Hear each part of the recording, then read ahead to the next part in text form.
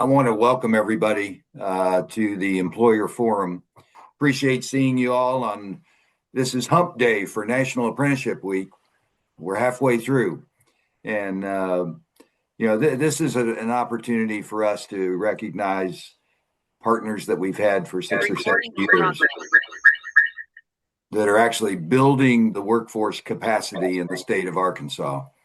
And it's also an opportunity to have a few people who are suspicious about what we do in the state of Arkansas. And if they sign on, they're going to hear about Apprenticeship 101, as well as testimonials from some of you that have been doing apprenticeships with Apprenticely for some time now. So, but welcome. If you have questions, we'll be monitoring the chat. If you want to stay on mute, we're going to have time for Q&A at the end, and everybody relax and enjoy. We'll try to stay on time. So I introduced Lonnie Emmert. He doesn't need to be introduced at all. Everybody here probably has heard of Lonnie Emmert. So Lonnie, take it away. Thank you.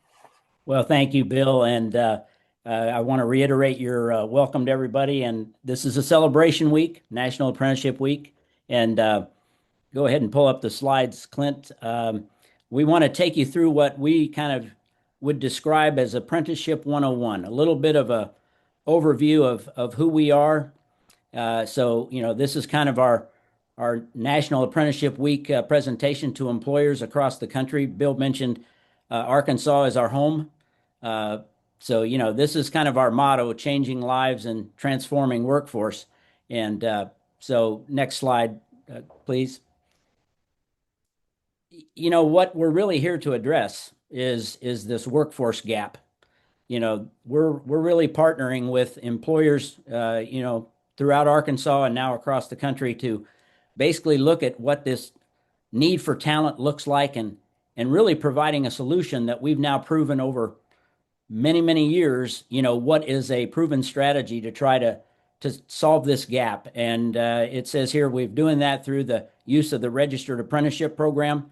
You're going to see through this very quick presentation how this is trying to make it easy for employers like yourselves, as we remove every barrier and really all the things that might stand in the way of you as an organization being able to launch a successful apprenticeship program as a real talent strategy. So next slide. We're a nonprofit organization. We actually were founded in 2019 as the Arkansas Center for Data Sciences. Bill Yoder, the executive director, had formed a very small team with a chairman of the board, Charles Morgan, who had basically responded to the governor's kind of blue ribbon commission at the time, trying to solve this talent gap for information technology. This huge gap between talent demand and talent supply. And what has evolved over the years, and we'll show you a little bit of our history, is we are now really helping companies large and small across nearly every industry to attract and train and develop and retain top talent through registered apprenticeship programs. We'll talk a little bit about work-based learning internships that are very necessary in the preparation and equipping of individual candidates throughout the state and beyond. And then pre-apprentice training, which is also clearly aligning with the skills and competencies that people need to have to be successful in the various occupations. Next slide. So, this is a nice little graphic that shows a little bit of our history. So, as we said, launched in 2019. We were really successful during COVID because, well, one, IT became a demand solution when everybody was either at home and schools had to deliver differently. Everybody was in a mode of trying to figure out how the technology was going to, really solve what was a need at the time for business to continue. And that launched us really because now we were talking about hundreds of apprenticeships. And in 2023, Governor Sanders came in and the state of Arkansas looked at the development of all of what we've done in IT and cybersecurity and data analytics and realized the question was, why can't we do this for healthcare and energy and manufacturing and transportation and beyond? And at that time, that really led to a couple key things in our key milestones in our history. All of a sudden, we realized that we weren't just going to be in technology. So maybe the Arkansas Center for Data Sciences was a little bit of a limiting name. And at the same time, we had partners, one of which is going to help us in the panel later today. But you all know and love Walmart as a Fortune 1 company, was not in just Arkansas, but other states. So the idea was we rebranded the organization to the name Apprenticely. And just to help you all figure out how we got there, we realize that everybody that looks at workforce and how they do that, we think schools do it educationally. We know that employers do it professionally. There are vendors that do it technically. So we wanted to capture a space and say, we do it apprenticely.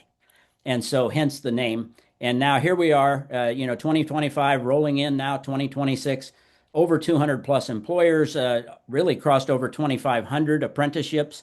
And so there is now a story to tell, and we've got a lot of information that we feel like every employer needs to be well informed about what this opportunity looks like. Next slide. So, what we do, I'll just put them as bullet points, right? We do dedicated employer engagement. There's folks on this panel today that'll talk about what that looks and feels like and the relationships that we build. The U.S. Department of Labor is the responsible for the registered apprenticeship program nationally. We have our state Office of Apprenticeship that's housed in the Office of Skills Development in Arkansas. There's similar organizations in every state, but the bottom line is for an apprenticeship program, you have three levels. You got a sponsor, you got an employer of record, that would be you, and then you have the apprentice who knows that they're in a formalized program. Companies can be their own sponsor. I'll go through that detail in a little while, but bottom line is we become that sponsor for, like I said, 250 plus employers to make it easy. So we become the buffer and the interface to the Department of Labor.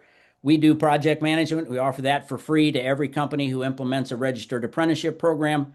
We have end-to-end kind of a talent development and recruitment organization with an applicant tracking system, and we'll go into a little more detail on that because, in many ways, people say, where do these candidates come from? Well, you'll hear from our panel that they can come from incumbent workers inside of an organization. So an apprenticeship is not just for new hires, but at the same time, when we're trying to grow capacity and find out that there's some, non-traditional pathways that candidates can get into certain roles that they otherwise might have thought could only happen if they had a 4-year degree or went through higher education. We're kind of complementing all of that and bringing it together.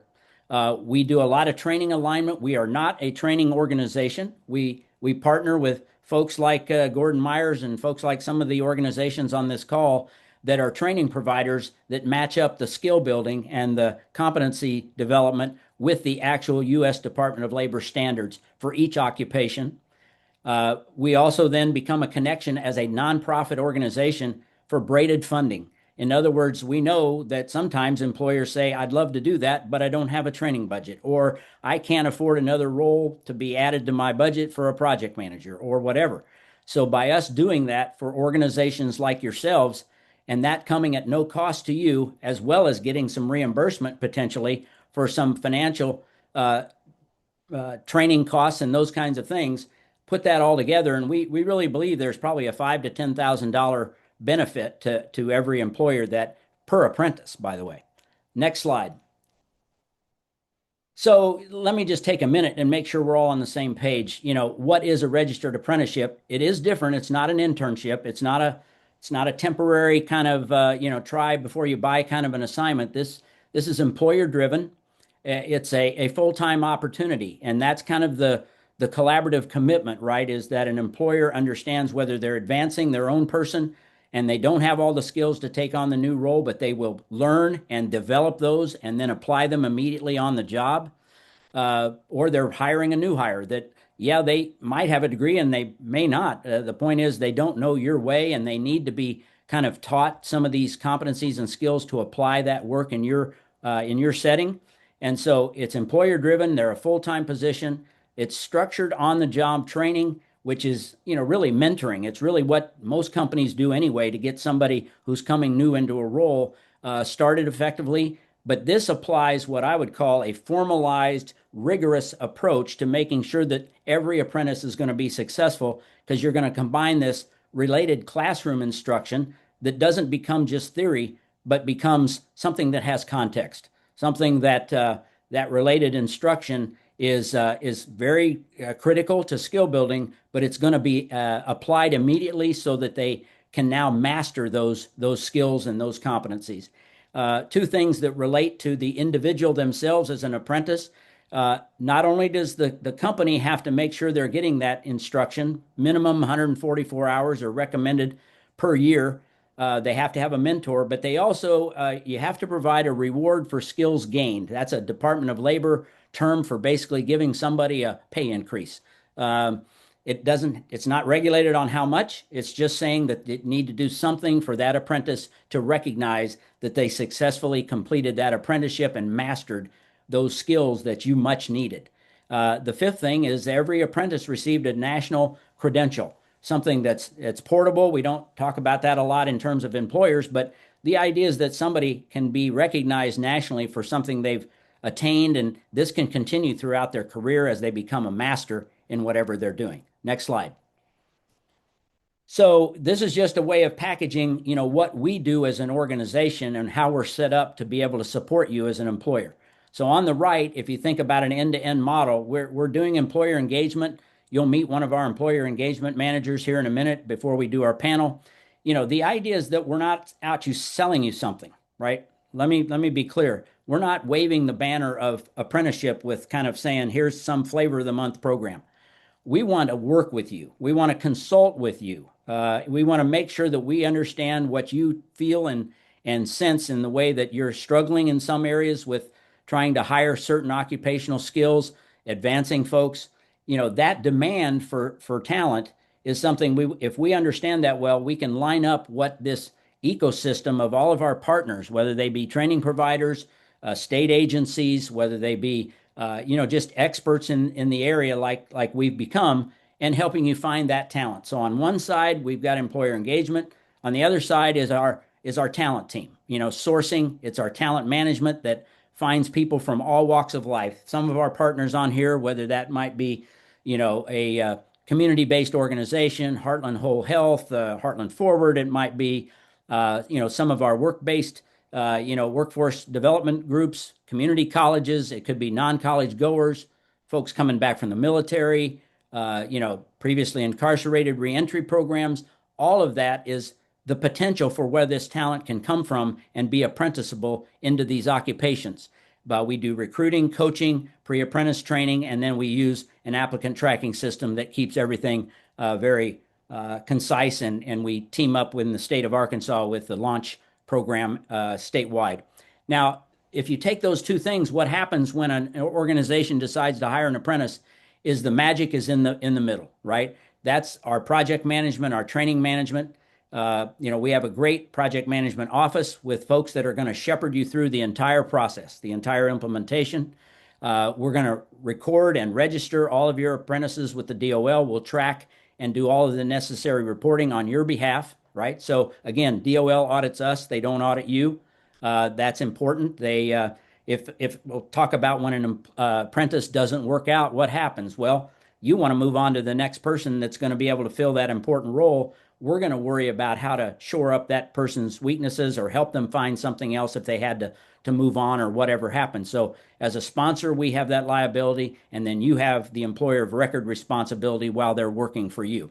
Training management and inventory of the best training providers, no matter what the skill set and what occupation. And so we team up with a number of organizations and community colleges and so forth to be able to provide that necessary equipping of an apprentice. Next slide.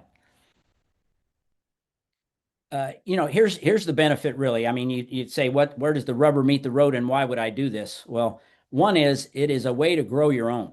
I mean, I can say from personal experience as a deputy CIO at Blue Cross Blue Shield of South Carolina, when we started one of the very first IT programs back in the early 2000s of apprenticeship, we went to every university in the Southeast. We stole everybody from other companies. We converted contractors, and it still wasn't enough, right? There was still a demand for talent that couldn't be filled unless we figured out how to grow our own. And that's what an apprenticeship program does. It puts you in the driver's seat to be able to develop people exactly the way you need them, to make sure they're successful, and to advance them so that they stay. You're investing in them. There's a loyalty that's created. 84% retention is not just a magic number. I mean, we have now a large enough sample size to say this is what completions and retention look like.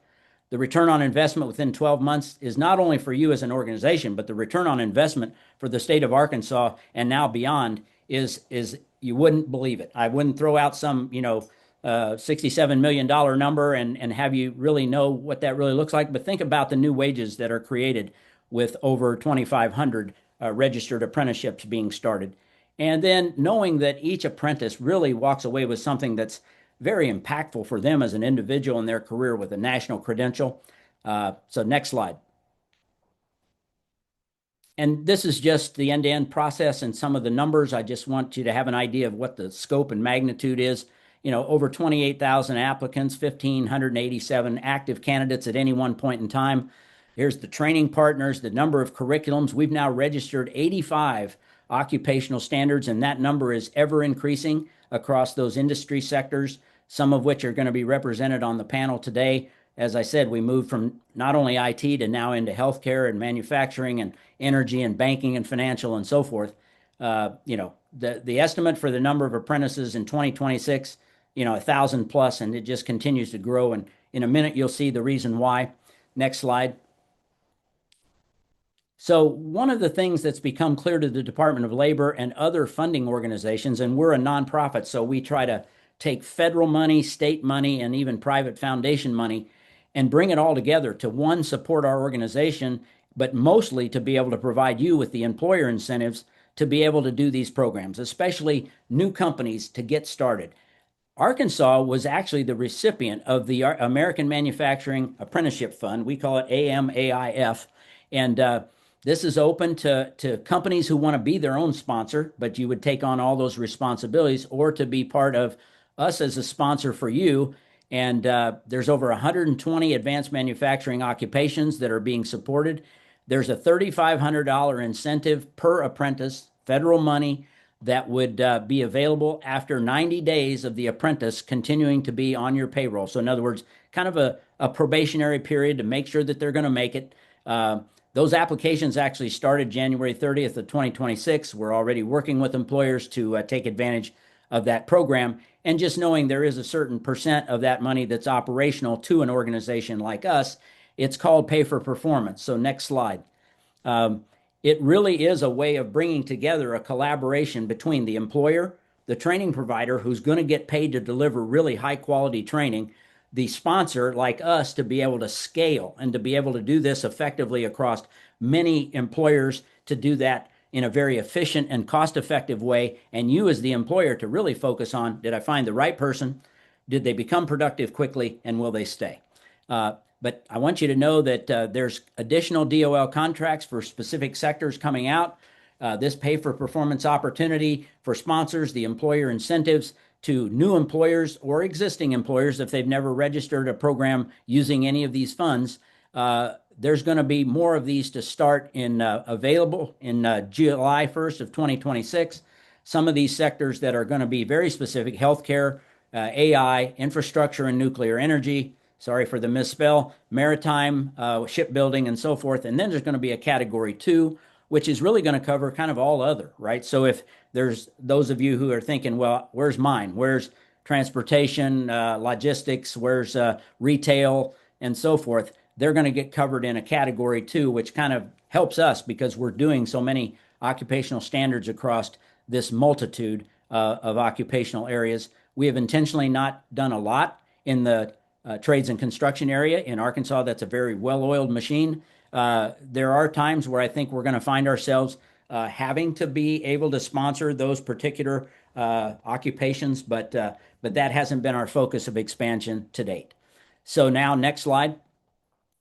Before we go into the Q&A after the panel, I just want to make sure that you think we've covered these things. The things that define an apprenticeship program, the fact that an employer has to have provide 144 hours of training, have a mentor, the reward for skills gained or a pay bump. That's pretty much how simple it is. How much does it cost? Well, there's an investment on your part as an employer because you're paying the wage and you're providing a mentor and you care about that investment. But a lot of this other administrative and a lot of the things that have to go on to really execute and implement the registered apprenticeship, we're going to help you, and that's going to come at no cost.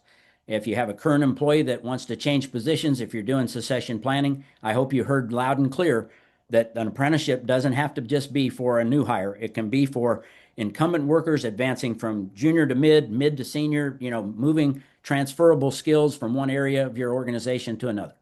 And then what happens if the candidate doesn't work out? Guess what? You're not stuck. You can let them go if they're an apprentice. We take on that responsibility and you move on to the next candidate to get that job filled. Next steps are going to come up at the end, and that's going to be where we're going to talk about what hopefully you'll take on as your next step, which is set up a one-on-one meeting with us at Apprenticely. Now, what I'd like to do is introduce Jenny Sales, who is one of our employer engagement managers. She is assigned a manufacturing sector, and I want her to kind of just give you a little bit of a feel for what she does as we roll into today's panel.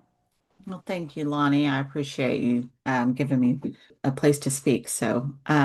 As your employer engagement manager, it's really important for me to understand your needs, your desires, your goals, your staffing strategies to best support you. My whole goal is to make sure that your needs are being met, and how do we build a program that really works through that whole process. In a sense, it's kind of from beginning to end. You have an account manager that's going to help along the way, along with your project managers.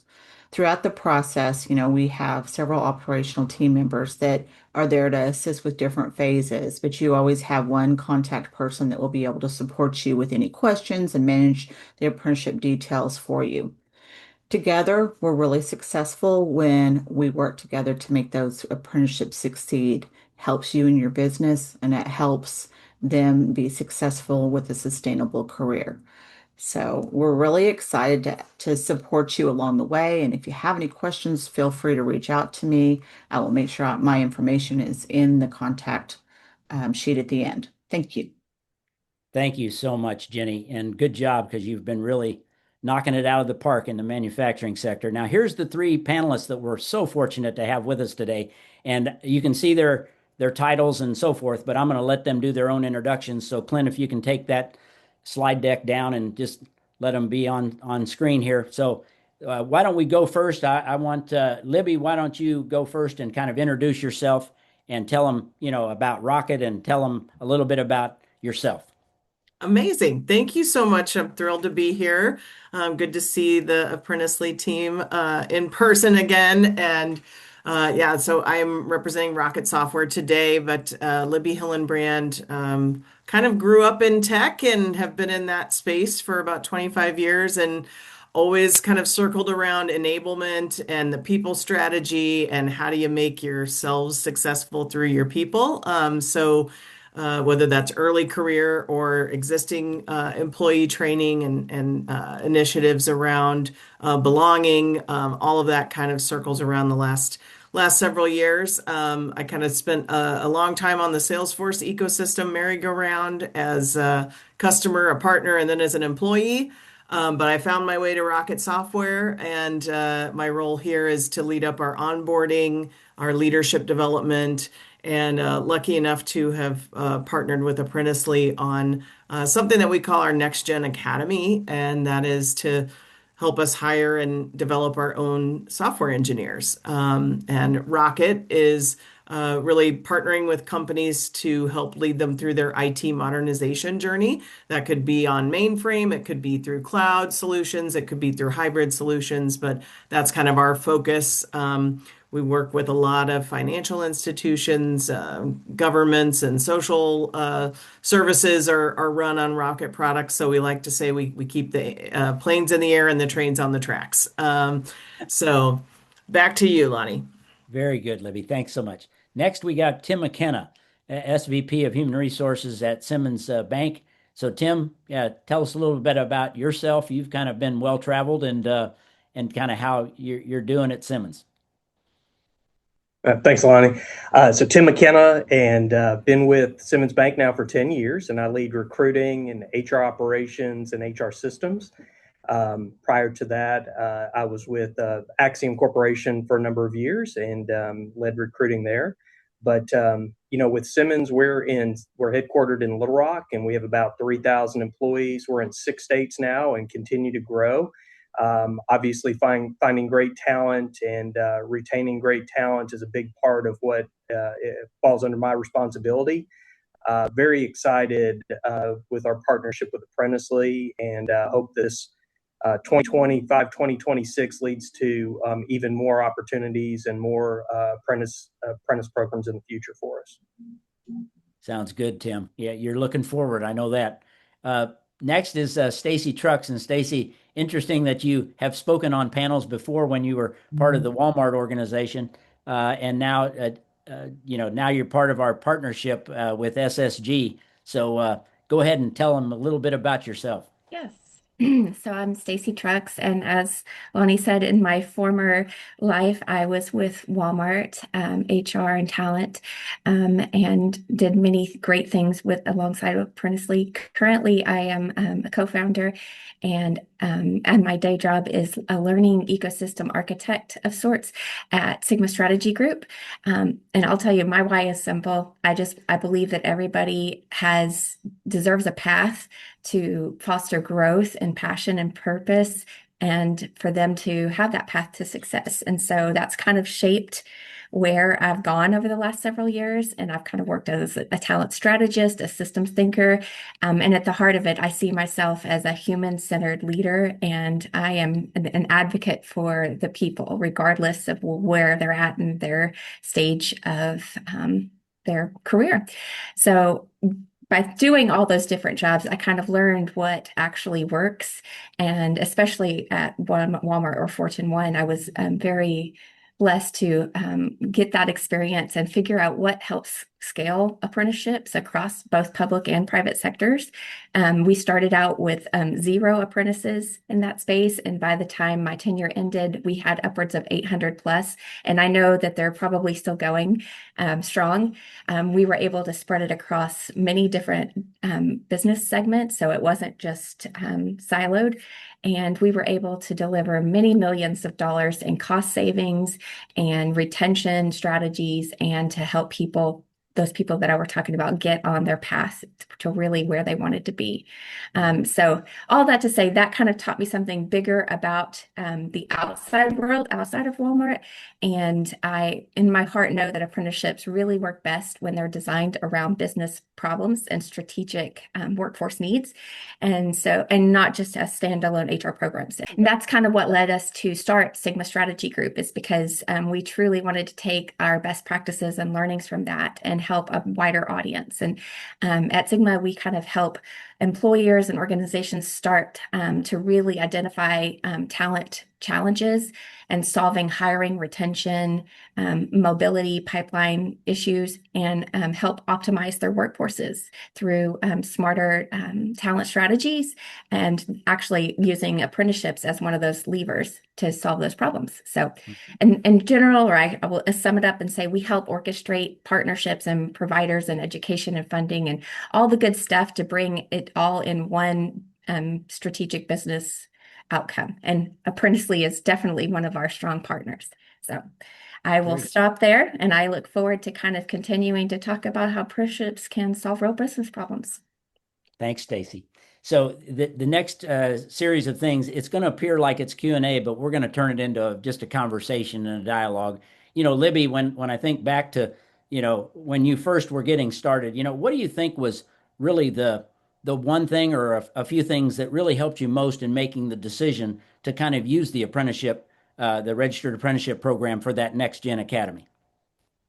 Yes, thank you. And we learned a lot from our conversations and how we could structure this. But just a little more about Rocket. We've got about 3,200 employees in 20 countries, so very globally dispersed. And we also, with a lot of mainframe talent, have some amazing experts, some of which want to retire someday. So we were facing this skills gap of how do we get some knowledge transfer happening from our senior engineers and again, bring in these new engineers and develop them and hopefully, pass the torch eventually. So, the apprenticeship model really just kind of fit that really well to know that they're going to have a mentor. They're going to, get technical training. We also wanted to, provide and surround them with professional development and getting access to, all of those experts that we have here so they can, eventually, move up the ladder and take on more and more. So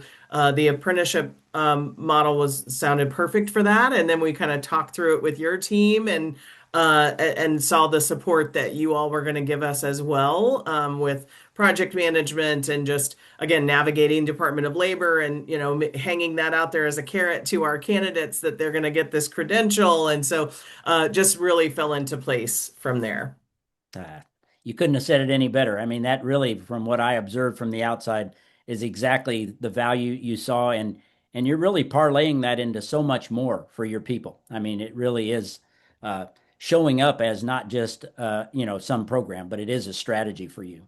Uh, Tim, you can kind of reflect back a little bit to the fact that we did some things with Simmons Bank in almost our first year or two, and now recently you've started into a new occupational area at Simmons Bank. You want to describe a little bit about that next effort? Yeah, absolutely. So, um, oftentimes I'll get pulled into situations where we are having a little bit of a struggle with filling jobs for a particular area of the bank. And for us, this was last year in 2025. We were struggling with the BSA area of the bank. So if you think about some of the pieces of that, that's all about preventing the fraud and looking for money laundering. BSA specialists have to have a really good way to think about suspicious activity, investigate it, document it, report it. And a lot of it has to do, and it's a growing area. Obviously, bad actors are looking for ways to get into banks all the time. So this is an area that was growing for us, and our requirements for the job, initially were, you've got to find somebody that's been in this job and has done this already. And after a while, you start looking through the same profiles, talking to the same people at other banks, and you run out of prospects. And so we started to break down the problem and said, if we could find the competencies that are successful for this type of a person, figure out the gap that we need to train to. If we were to bring in that successful candidate, get them trained up through an apprentice program, would that solve the problem? And the business leader said, yeah, absolutely. And Apprenticely made it so easy for us. We brought you guys into the discussion, talked about the training that was needed, talked about sourcing of candidates. And so, from my perspective, it's been a really successful project. We have our new apprentices on board. They're getting trained up. I'd love to see us expand it. I think this is one of those areas that we can show some success and then talk about other areas of the bank that could benefit from this as well. But for right now, the newer group that we're working on is all about that investigation of suspicious activities that go on within the bank. Yeah. Well, Tim, as you know, and Bill and I have shared this with you and others, that this parlays itself to our ability to help really banks across the board, small, medium, and large banks. We're talking to Merchants and Planners Bank, Farm. I mean, they're everywhere, and we've had about 7 or 8 employers that have been banks in the past, but we haven't looked at some of these very specific banking specialties. And now we can offer that. And I know there's some people from state agencies here. I know we've worked with the Bankers Association and so forth. We want them to be aware because, again, this is about sharing really good business information and allowing every one of them to make a good business decision like you've made, right? And if you're struggling to find that talent, guess what? They probably are too. So this is where it really is a statewide and really a national approach to try to increase the number of apprentices. I think the current administration put out there 1 million apprentices is our goal, right? So we're trying to do our part to contribute to that, but in the end, it's how it affects the employer. Now, for everybody on the call, so you've heard from Rocket, large company, you heard from Simmons Bank, large organization. we did have another panelist that couldn't make it today, but she was going to represent a small pediatric office, right? Best Start Pediatrics. They've only got a handful of folks, and they were doing medical assistants, and now they're doing community health workers, and they did some office administration. I wanted you to see that this isn't just designed for the big company. Uh, in fact, I'm going to transition this to Stacy, and she's referred to her past at Walmart, Fortune 1. But I do want you to talk, Stacy, about not just the new hire strategy that's been very effective for Rocket and for Tim at Simmons Bank, but talk about kind of maybe how you looked at some of the incumbent workers within the big, huge organization at Walmart with your associates and trying to move them along in their career. Can you talk to that a little bit? Yes. So, like you said, and I echo exactly what the other panels were saying, it is a wonderful strategy. And at Walmart, we have the real business problems of the talent pipeline gaps and the retention challenges and leadership really wanting to engage with wider talent pipelines because, sometimes one area of talent is not necessarily going to meet all your needs. So when we started working with Lonnie and his team, it all started kind of on a napkin sketch. I'm like, how could this work? What could this look like? And we started tapping into those non-traditional pipelines and it grew from there. But then we realized, okay, we have a plethora of associates who are already skilled in areas, they already have the culture that Walmart wants. How can we take them to the next levels? And so we started looking at opportunities to really grow the internal mobility side of things. And a couple of programs came up.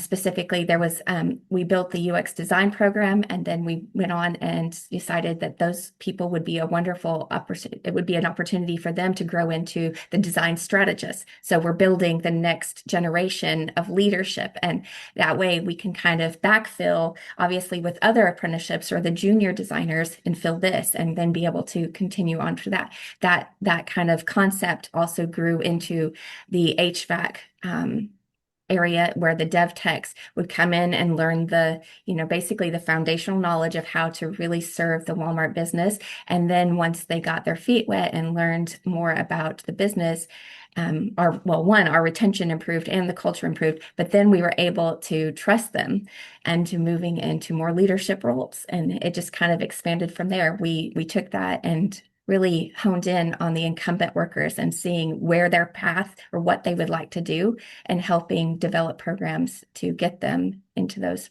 places. You might mention a couple of those. I won't say what they are because you know them better. Associate to, whatever. Oh, the associate to driver program was really taking off and taking people from probably more like supply chain areas and logistics areas of the company, even the back people who are grabbing things off of the truck and unloading at the stores. And some of these people have been with Walmart for 10, 20 years, and they just wanted a different path. And so when they created that program, they took them and taught them at a very high level. We have a very strong program where they would teach them how to drive the trucks. And so the private fleet program for associate to driver really took off. And it's amazing because once you have somebody in there that really is invested in the culture of a company, and then you give them the skills to fulfill other business needs, you really come out on top because with the group of people that were doing the associate to driver program who'd already had the culture of Walmart instilled in them, and they loved that you were investing in them and they were invested in you. They had far fewer accidents. Their retention rates are stronger and longer. And they really kind of become an echo for the program and turn and say, this is a great program. You need to get involved. And so they are probably the best marketing strategy that Walmart has. So things like that, where, you can take somebody that's been in a frontline management position and take them into the higher level leadership through several different paths through apprenticeship. That is just awesome. And you're great in the fact that you've given me a transition back to Libby.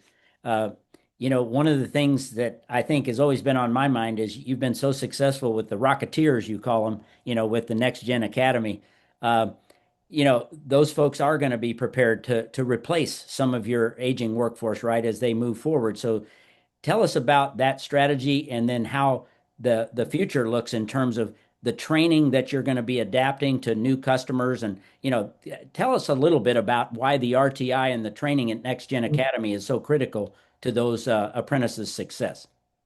Yeah, absolutely. Well, we're lucky enough to have some partnerships with like University of Arkansas and some universities that do still teach a lot of the skills that we need, specifically around mainframe, but that is few and far between. So we have domain skills that we really wanted to pass along and get them ready for jobs in our engineering teams. But as you mentioned, it's given us a way to get some of those engineers to, it's really a development opportunity for them to come in and also share that knowledge. And we heard from, they actually had some fun doing it too, which is good. But we weren't able to, cover all of that with our own talent. So we did leverage partners to do some of the foundational training. And so the funding that we got was really instrumental in, letting us invest more in the program and make it really meaningful. So they came out of that with exposure to, 15 different, domains and then they'll go on to kind of specialize a little bit now, moving into their roles. But actually, AI is like the biggest thing that we are looking to layer in, and I'm sure you can guess why, because I don't think anyone can get through a meeting without talking about AI now. But that we did have AI training embedded, but we are finding now we got to keep pushing and do even more. So we're going to, with every academy, we kind of make refinements and there'll be even more focus on AI prompt engineering and then how are we embedding AI into our products so that they're ready to kind of move into those roles. Um, all of them are not necessarily early career. Like you said, we did have some folks, some candidates that came in that were more like career changers. And so it's exciting to see that. But I will say like that generation just coming out of college, like AI is like foundational to them, that it's like part of their everyday. So I think we're going to see that when we embed them in teams, they're actually going to drive a lot of change for us because they're so excited about AI and like they use it with no problem. And so they're going to be able to teach some of our teams, to push the boundaries a little bit, I think. So that's kind of the biggest next innovation and things that we have to figure out for our academies. Libby, that's great. That's an added benefit, really. There is an exchange that goes on, whether you call it generational kind of interaction in the workplace or whatever. But I think the AI native is a term that we're using for a lot of young people that come into these roles. And to stay out ahead of that, as an organization and working nationally, we have a lot of partners that are looking at almost every occupational standard to say some AI competencies are needing to find their way into those tasks and those competencies for those roles. And so anyway, I'll use that as a lead in, Tim, to a question for you. You're an example of doing some of the training internally because you know what you need to train for. So for everybody on this call, when we talk about having a list of options and an inventory, that includes U of A or a higher ed institution. It includes vendors. It also includes the fact that if you've developed internal training at your company, that can be part of the RTI, right? And that's kind of what you're doing for that bank security analyst, Tim, right? So talk a little bit about how critical, the skill building is for that. Yeah, absolutely. So again, our big challenge was how do we bridge that gap? We'll find people that have the competencies, the culture match, work ethic, etc., but they don't have those specific skills related to understanding the regulatory requirements. It's an alphabet soup of CRA, HMDA, BSA, and there's all these requirements under that.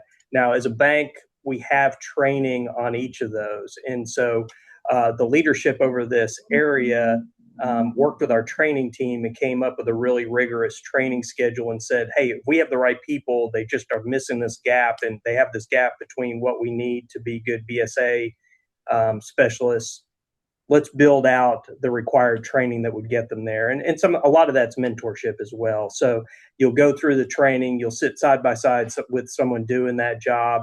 And before long, you're not only understanding it, you're able to participate and help them with the investigations of the fraud. And And so it's been really good so far, and I think it's got potential to be something that, in my goal with this is to show another area that we could solve with an apprentice program, and to take that around to the bank and look for other specialty areas where we could do something very similar to this, and help them with their staffing challenges as well. Yeah. That's a great compliment to how this RTI, the learning the related technical instruction, gets coincided with, again, your mentoring, right? You're providing somebody who's kind of there to put the curbs on the road, so when somebody has a question, right, that we supplement that, and I'm not going to ask him to answer a question off the spot, but we have a person on the call here, Gordon Myers, that in the manufacturing space, sometimes the vendor training, the online training, it goes a long way to being very cost effective and efficient at delivering some of that, classroom instruction. But in manufacturing, we found sometimes just bringing in an experienced facilitator that isn't the mentor at their location, but somebody who really can augment that learning right from the classroom to the actual floor, shop floor. And Gordon Myers is that person. Jenny, you can comment real briefly. I think it was important to note that we've tried to augment some of that training facilitation with somebody like a SME, a subject matter expert like Gordon, that comes in just Absolutely. on demand. Absolutely. And it's worked so well that other companies and other areas are asking for, Gordon to come on site to their facility or even to implement it in their plan. Maybe they have a workforce that doesn't have um, lots of experience. And so maybe bringing somebody who's retired back in to share that tribal knowledge that they have and experience that they have has been really successful. Gordon's done a great job of really helping our apprentices understand practical application along with the book learning. And so his commitment to helping us with the manufacturers that need that hands-on has changed the game for our apprentices. They are learning quickly. They have that, mentor slash teacher that they can reach out to and say, I don't understand this. It's not making sense to me. Can you break it down a different way? And because he has so much experience, he's been through the old way, the new way. He can kind of meet them where they're at and give them that specific one-on-one training. So we are extremely grateful for Gordon Myers and the way he's helped us implement that program. Very good. Thank you, Jenny, for kind of ad-libbing that and adding that in. I felt like it might be very beneficial to some of the folks that are on our call today. Um, Back to Stacy, one thing now that I wanted to transition a little bit is, people are going, yeah, you're not at Walmart anymore. Now you founded SSG, and how are we teaming up? And you kind of alluded to it, but I'm thinking pragmatically about a new company that would want to kind of really understand this, and no matter where they're located, you're going to consult with them, right, as helping them to figure out how to address this talent strategy, and then recommending that they think about the apprenticeship program. But how do you see that playing out in terms of the value of what people on this call who are hearing this for the first time would think about? I mean, if they're right here in the state of Arkansas, then they can come directly to us. But if they really want to understand on a maybe a larger scale what this really is going to look like, talk about SSG's role. And you use terms like mobility and transferability of skills and those things. Tell us a little bit more about that. Sure. So first, I think at the heart of it is we understand that many employers don't necessarily have a talent shortage problem. They have a talent systems design problem. And so SSG kind of comes in and is able to really help them kind of identify where those gaps are and assess what the maturity level of their workforce optimization. And so, we do what we do because we've had experience between myself and my colleagues. I think we have upwards of like 60 years of experience in these spaces across public and private sector. And so we just come in and try to help them identify where these things are, the issues, and then start to make solutions and or ways that they could go about it. We're not going to tell them how to do it, but we're going to make suggestions, and then we can go through and say, okay, if you did this is what this is going to look like. And as part of some of those solutions, like you said, mobility channels truly do help drive business outcomes, and especially apprenticeships. And so that's where we would talk with them about the opportunities and where they could really play into that. And then of course we would get Apprenticely involved, because you guys are wonderful in the administration side of things. And so we kind of orchestrate on the business side of things, and then you guys orchestrate all of the apprenticeship ins and outs, and help keep things compliant. And we help business understand that it is difficult to kind of keep this going. And we have experts who can take you from end to end on day one, before we find the apprentices, to them getting that national potable credentialing. So we can help them figuring out what's most important, cost per hire and time to productivity, and really just be that kind of strategic arm that they don't have implemented into their business. I hope that answered it. It did. And before I lead in, Jenny, I know you're kind of monitoring the chat. We'll see if we give some attendees a chance to think about their questions. So as we do that, I'm going to go around to each of our panelists one more time and kind of close with, a final kind of word of wisdom, to those that are listening in. And before we do that, I might mention the small to medium-sized companies that have found this to be, very instrumental in their ability to either as a startup to be able to make it, or some companies, to not just, survive, but to thrive in what they do, because they've been able to address their talent in a very cost-effective way, which sometimes they wouldn't have the ability to do that. Gordon, I see Jenny spoke on your behalf and did that so eloquently. We're coming down to the end now, so I'm going to give the panelists a round of giving a final commentary to the employers on the call. But before we close, Gordon, I'll give you a chance to say another word or two about your role. So I come from a corporate background, and I've worked in small shops. I've worked in large corporations in manufacturing. One thing I've always seen is that especially in machining and producing things, there's more than one way to go about it. And maybe some of the panel has experienced this too. If you're hiring a position, you're not only going to get someone with experience in that, but they're also going to bring the culture from where they came from into your workspace. And now you've got to untrain that a little bit. There's also, I've picked up a kind of a toolbox of knowledge over the years from all the different positions I've had. So I can work with a machinist apprentice or a manufacturing or fabricator apprentice and say, the book says this, you got it from the online training. You could do it this way, you could do it this way, but you got to find the way that's going to make the perfect part, the one that you can sell the customer. And so I act as a liaison, a bridge across that, bringing all my experience in. And I don't upset the apple cart by doing something the other journeyman wouldn't do. I'll check with them, but I'm active on the floor right beside that person, something that the online training or college training can't do. And I bring that side into the apprenticeship program. Gordon, that is the essence of an apprenticeship, what you just described. And so, Libby, we'll start with you again. And any final words of wisdom for our employers that are on this call? Yeah, thank you. And yeah, we need a Gordon. That sounds fantastic.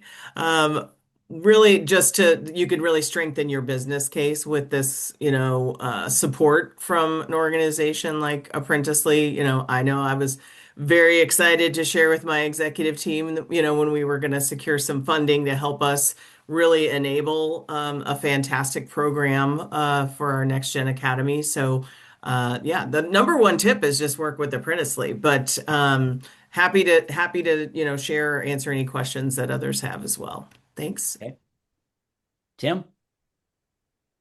Yeah, my biggest thing that I was trying to solve a business problem with staffing, and I didn't just approach Apprenticely, so I'm going to share the other experience I had. We were looking into the Skill Bridge program, which is a great program. They're trying to take individuals exiting the military and looking to do a bridge into professional life. And we were wanting to get involved in that. There was so much red tape. We had already been a previous Skill Bridge partner, and we were told there's a new application process, and we couldn't get through it. And we kept trying to get help. We're told, yeah, you're going to have to commit to 6 people at a minimum. And we finally threw up our hands. The experience with Apprenticely was night and day. We said, here's our business problem. And Lonnie and others were like, let us help you create a solution. And it was so simple. And so I would just say, come to them with some business problems you have for staffing. They will help you create a solution, and it'll be one that's very simple for your organization to be able to be proud and to participate in. So that was a night and day experience for me. And I would just say, ask Lonnie to help, and he'll do everything he can to make it work for you.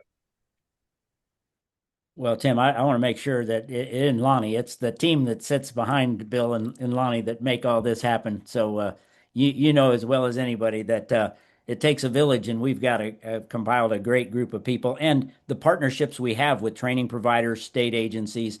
I think we'll end with the idea before Stacy gives her final comments that you know it really is something that we exist because of the Office of Skills Development in the state of Arkansas. They've been extremely beneficial and a partner in everything that we've done. And so whether that's, funding strategies that help with federal money, state money, and us going out and finding private foundation money, it takes that to support you guys. And I think that's what's really important is that's an ecosystem that I've been to other states. I just spoke in the state of Missouri yesterday. They're doing it pretty well, but I can tell you that a lot of other states don't have this kind of ecosystem collaboration that we have here in Arkansas. And I think that's part of the message to take, Stacy, across the country as SSG does its thing. So why don't you share with us your final comments? Okay, yes. So actually, I am going to obviously tell you that you need to start with business problems. You need to design durable systems that can handle it, invest in your RTI, your OJT. Mentorship is huge. And then obviously consider internal mobility. And then lastly, about that piece of it, choose strong partners like Apprenticely or like subject matter experts in the workforce like Sigma.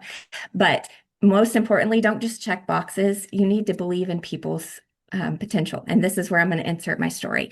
And so my very first apprenticeship, I was still getting my feet wet, still trying to figure out like what good talent looked like. And with the help of Lonnie and his team, we came up with 10 great apprentices to be. And one of them on paper didn't look that strong. He was a stay-at-home dad. He had done a boot camp online, but there was just something about him that we wanted to give a chance. He had the attitude and he had the aptitude for learning, and you could tell that he was there for the right reasons. And I'll tell you what, he had applied to probably 100 different jobs and gotten no from every single one of them. We gave him an opportunity, and within the first 12 months of that program, he was the very first one out of those 10 to get a full-time offer to stay on. And he actually just emailed me a couple of weeks ago saying, Stacy, I just want to say thank you again. This program has changed my life. I am on my 3rd promotion. I have lost 100 pounds. My whole life has changed. This job has allowed me to let my wife stay home because he was a stay-at-home dad for 9 years. And it just truly has changed my whole trajectory. And I'm not going to cry right now, but Lonnie has seen me cry at these graduations before. This is about, for me, the people. And as a business, obviously, you have to do what's right for you and for the business outcomes. But it's a very human experience for people to go through this. And so don't just check the boxes. You need to invest in people's potential, and that is going to make the world of difference. And so the rest of it is obviously, there's the orchestration level, the administration level. I would say absolutely get in touch with subject matter experts to build your program, because just going off of like what a job description says, you really need to get to the heart of what the job is to build a program, but remember the human side of it. So, and obviously, like he said, Sigma can help you with your workforce optimization needs if you need that. But we are great partners, and we can bring a whole bunch of other people to the ecosystem for you if you need. But I will always applaud Apprenticely and what they're doing and how they are changing lives. I Well, have to speak up. I'm so sorry because Stacy, 3 years ago, I remember the interview and I remember the story and I remember him telling me, I don't know if I can, if I'm worthy. Oh And gosh. I know. He sent about a year after that, when you offered him the full-time job, he Yep. sent me an email to say thank you. And so I want to thank you for giving him an opportunity, because in that email, he talked about how not only did you change his life, you changed his children's life, trajectory of his whole family. And so thank you. Yep. Now we all can take that and extrapolate that from one person to that 1 million that we have been tasked with getting. So go team, let's do Yes. this. Let's do this. Let's do this. What a way to close, Bill. What do you think? Well, now I'm getting teary-eyed. It's obvious why we get up in the morning and do what we do. And Stacy, you put a very fine label on it. Thank you. Well, I want to, Bill, thank you. And I want to thank our panelists. And, I think a follow-up from today, questions like AI and knowing that some of these things have pervasive impact. We ask these employers and every other employer that we work with to help us do outreach, right? AI councils, the state's got an AI, kind of initiative going on. If you think about what Tim talked about in terms of banking and financial, we think there's a whole, horizon of new opportunity there as we talk to more banks about some of these business opportunity jobs in financial. I think, Walmart and retail supply chain, we've got some other partners that are doing some huge things in retail. Uh, so we're excited for the future. Thank you for being here. I know some of you represent some organizations that will be able to do outreach to help us talk to more employers. So we want to thank you for that. Jenny, thank you for your kind words. Gordon, for adding to the mix, and to our panelists, you guys did wonderful, and we just really appreciate the partnership we have. Celebrate National Apprenticeship Week. Tell all your apprentices we applaud them and encourage them, and we'll look forward to the next cohort.